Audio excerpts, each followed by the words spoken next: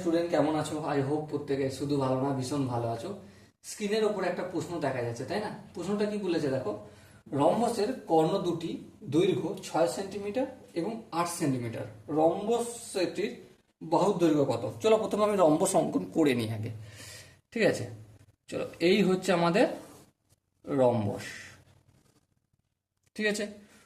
A B C D রম্বসের কর্ণ রয়েছে। হ্যাঁ, এই এসি কর্ণ আর এই আমাদের বিডি কর্ণ। তাহলে এসি কর্ণ এর দৈর্ঘ্য কত? এসি কর্ণ দৈর্ঘ্য দেখো কোশ্চেনে বলে দিয়েছে, ঠিক আছে? একটা 6 সেমি, সাপোজ এসিটাকে আমি 6 সেমি ধরছি, আর বিডিটাকে আমি ধরছি কতটা? 8 সেমি। তাহলে এখন বলতে হবে এই বাহুগুলোর দৈর্ঘ্য কতটা, সেটা আমাকে বলতে হবে। ওকে, দেখো এই গল্পটা করার আগে আমি রম্বসের একটা ধর্ম নিয়ে আলোচনা করে নিই। কি ধর্ম? যে রম্বসের কর্ণদ্বয় অসমান।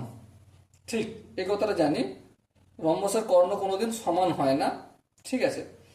কিন্তু কর্ণদ্বয় এখানটা যতটা হবে এখানটাও ততটা হবে, আবার এখানটা যতটা হবে এখানটাও ততটা হবে। তার মানে পুরো এসিটা যদি 6 হয় তাহলে এখানটা কতটা হবে? 3 হবে, এখানটা 3 হবে। আর এই পুরো বিডিটা যদি 8 সেমি হয় তাহলে এখানটা 4 হবে, এখানটা 4 হবে। বেশ, এবার দেখো আমি এইটাই ধরছি, এখানটা ও নাম দিচ্ছি, ও ও এ ডি ত্রিভুজ, এ ও ডি। এই যে ত্রিভুজটা পেলাম না, ও এ ডি, এই ত্রিভুজের মধ্যে দেখো তো এটা কি অতিভুজ? হ্যাঁ। তাহলে আমরা কি, এটা 90 ডিগ্রি হয় রম্বসের? হ্যাঁ ঠিক, 90 ডিগ্রি হয়। তাহলে আমরা কি জানি, অতিভুজের স্কোয়ার ইকুয়াল টু কি হয় বলো বলো? অতিভুজের স্কোয়ার ইকুয়াল টু লম্ব স্কোয়ার প্লাস ভূমি স্কোয়ার। লম্ব বলতে এটা ধরছি, 3 স্কোয়ার মানে 9, আর ভূমি স্কোয়ার মানে 4 প্লাস 16। তাহলে অতিভুজ মানে কি? এডি। তাহলে এখানে এডি স্কোয়ারটা এদিকে পাঠালে কি হয়ে যাবে? রুট হয়ে যাবে। 9 আর 16 কত হয়? 25 হয়। তো 25টা মানে কি? 5।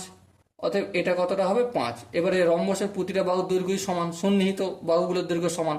তার মানে এটা হলে 5, এর সন্নিহিত এটাও 5, এটাও 5, আর এটাও 5 সেমি।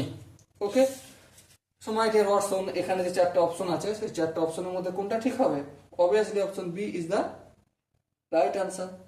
আই হোপ তোমরা প্রত্যেকে এই কোশ্চেনটা বুঝতে পেরেছো।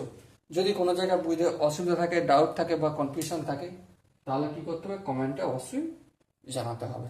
ওকে, সো দেখা হচ্ছে পরবর্তী সেশনে। ততক্ষণ বন্ধু ভালো থেকো, সুস্থ থেকো এবং জয় হিন্দ।